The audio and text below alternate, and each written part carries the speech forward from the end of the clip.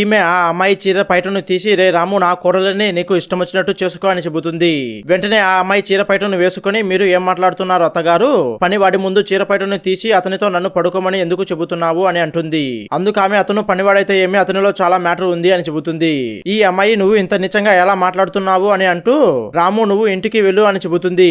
అతను వెళ్లిపోయిన తర్వాత ఈమె చెబుతుంది నువ్వు అతన్ని ఎందుకు ఇంటికి పంపించావు, నువ్వు ఏం చేయాలని అనుకుంటున్నావు అని అంటుంది.